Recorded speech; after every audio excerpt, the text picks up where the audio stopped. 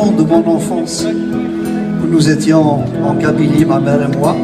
Elle était en train de battre du lait qu'elle a mis dans une sorte de calebasse.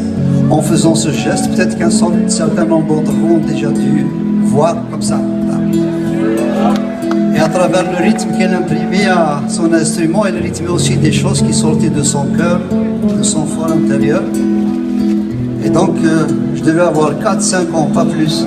Je la voyais soupirer pas mal, chanter, pleurer des fois, esquisser un sourire. Mais vous savez, à 4-5 ans, on ne domine pas tout, on ne comprend pas tout. Et bien sûr, ayant grandi et surtout ayant emmagasiné ces vibrations, ces sons, ces images dans ma tête, je me suis rendu compte que finalement, elle ne faisait que se confier à son instrument, probablement parce qu'à l'époque, il n'avait pas d'autre interlocuteur valable. Et à travers ce qu'elle disait, du moins ce que j'en ai compris, on voyait défiler le quotidien d'une femme. Chez nous, à une certaine époque, une femme subissant la loi du mal, la loi du milieu.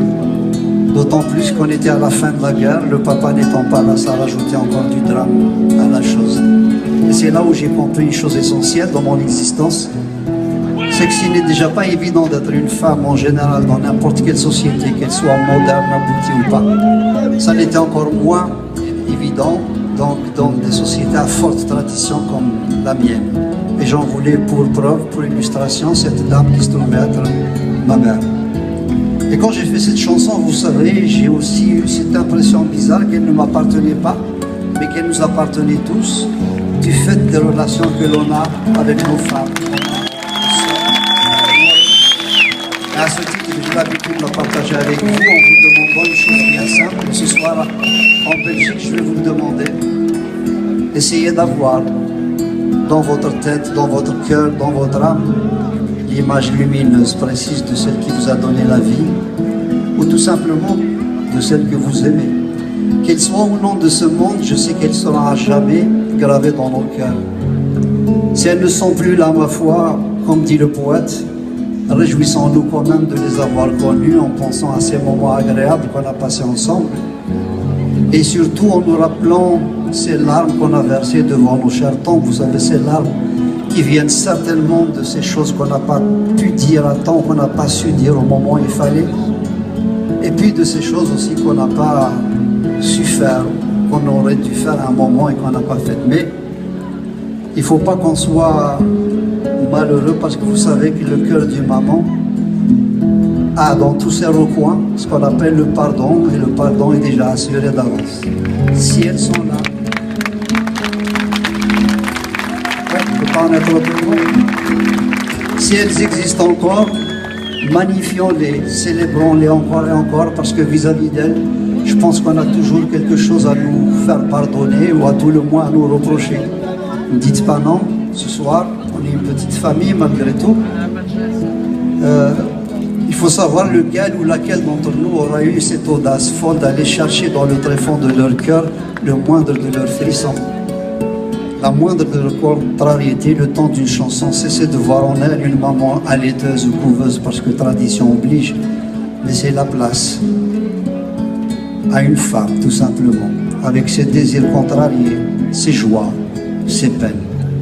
Et c'est ainsi que, si on arrive à penser à elle, je vous demanderai aussi, si vous le voulez bien, si vous le pouvez aussi, avec moi, de penser à ces millions et ces millions de femmes qui sont là-bas, de l'autre côté de la Méditerranée, que ce soit au Maroc, en Tunisie, en Algérie ou ailleurs, parce qu'elles n'ont pas simplement la possibilité de vivre des moments comme ceux que nous vivons ce soir. J'aimerais que, en pensant à toutes ces femmes, qu'il n'y ait plus ni belge, ni français, ni marocain, ni tunisien, ni algérien de quelque sorte que ce soit, mais quelques centaines de cœurs qui sont là, les uns à côté des autres,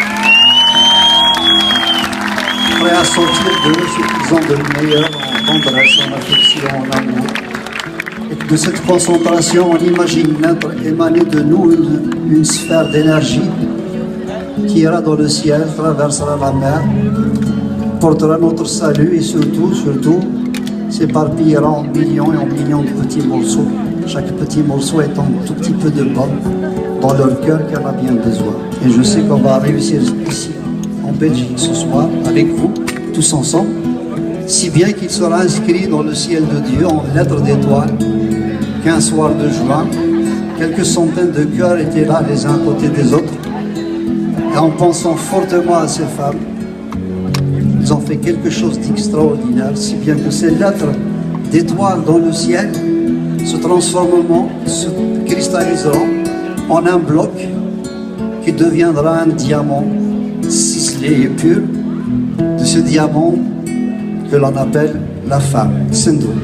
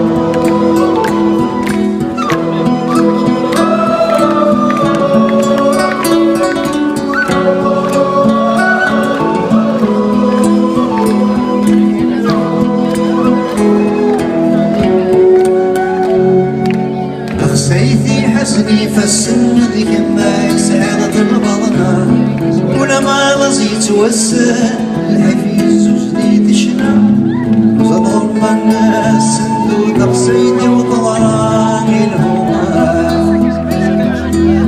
يغينا ديندو يفرو ديندو يفرو صد فضلي